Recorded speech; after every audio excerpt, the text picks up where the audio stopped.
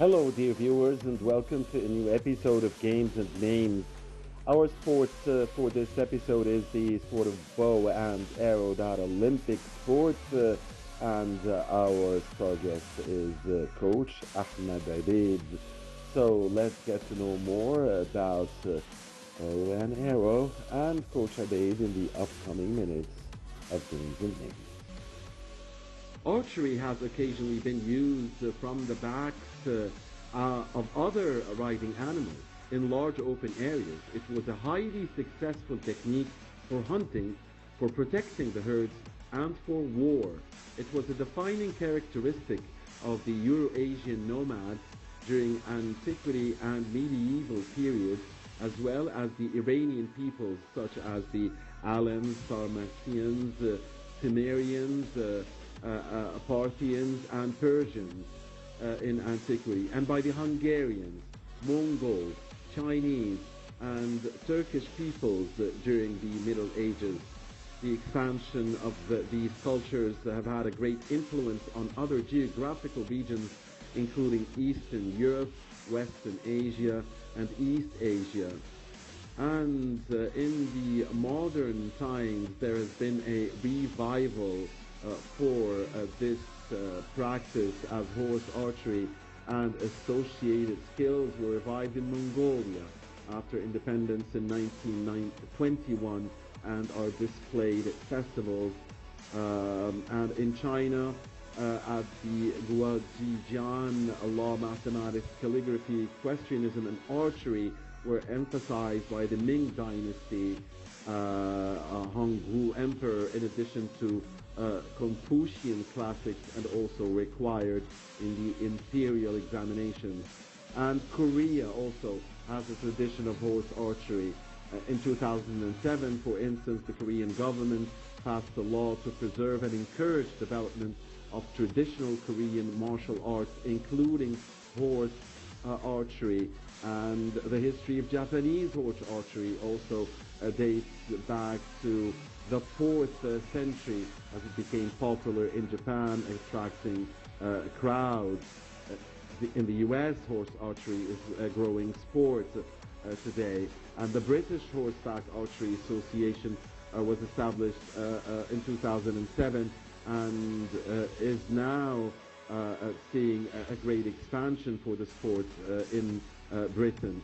And last but never least, Kasai Lagos created a competitive rule system of horse archery in the late 1980s in Hungary and started to propagate this new form of the sport, first in Hungary, a home for the sport today, and then from the 1990s to the rest of Europe, the United States, and Canada. The Arab region is also a big practitioner in the sport of mounted archery or archery on horseback riding. اسمي أحمد محمد عبيد، السن 32 سنة. بدأت رياضة القوس والسهم في كلية التربية الرياضية. My name is Ahmed Muhammad Abid. I'm 33 years of age. I started practicing bow and arrow in the year 2008 whilst I was studying in the Faculty of Physical Education in Cairo. I graduated as a coach from the Faculty of Physical Education, and then I started coaching at the Military Forces Equestrian Club before coming to a sled or shooting club in Adoi in Giza. I have trained a number of players who have represented the top clubs in Egypt and also who represented Egypt internationally. As a coach, I was able to coach players who won gold and other medals in the national championship, in the Egyptian Cup, in the Golden Arrow tournament, and in the Diamond Arrow tournament. Bow and arrow is an Olympic sport. We have two types of arrows in the sport. We have the recurve arrow, which is the Olympic arrow, and athletes compete in distances of 18 meters, 25 meters, 50 meters, and 70 meters. And we have competitions in the recurve aero um, underage competitions, youth competitions like under 18, under 16, under 14, and under 12. And we also have, of course, a competition for the seniors. While in the compound aero competition, it is only for youth and underaged players where we have tournaments.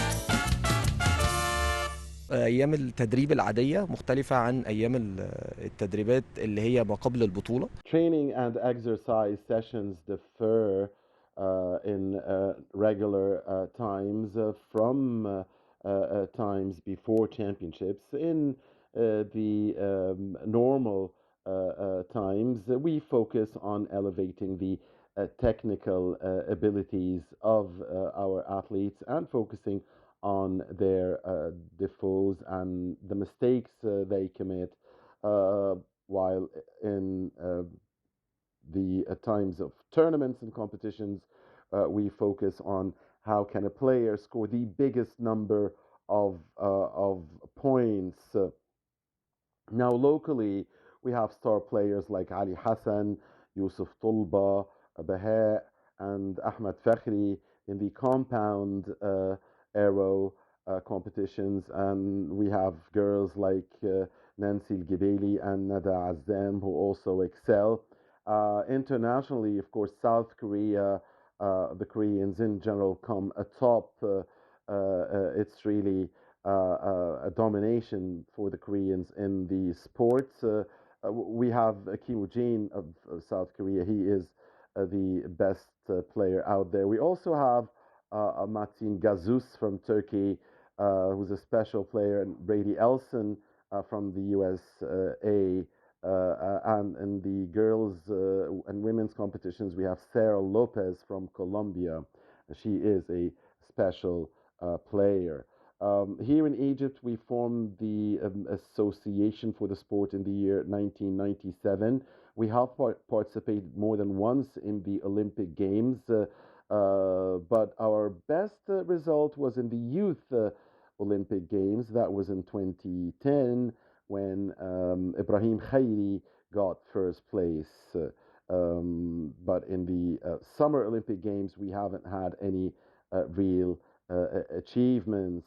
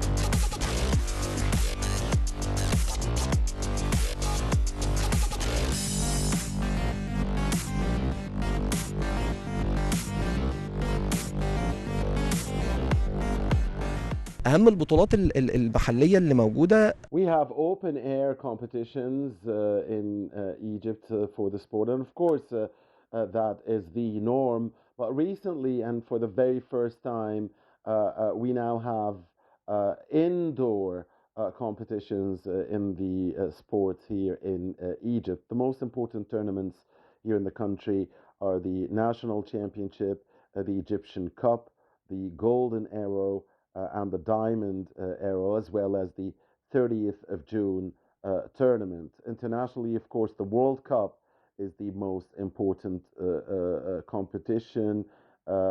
Regionally, there is the African Championship, but above all of that is the Olympic competition. The Summer Olympic Games tournament is number one, definitely, in the sport. Now, uh, on the African scene, Egypt competes with top level countries like Tunisia, Morocco, Algeria, and Namibia, who excel in the sport, while on the Arab scene, we compete with Kuwait, Saudi Arabia, and the United Arab Emirates. And globally, of course, as I said before, South Korea, the Koreans come atop. Also, the USA have a very good team, and lately Brazil have made it to the podium.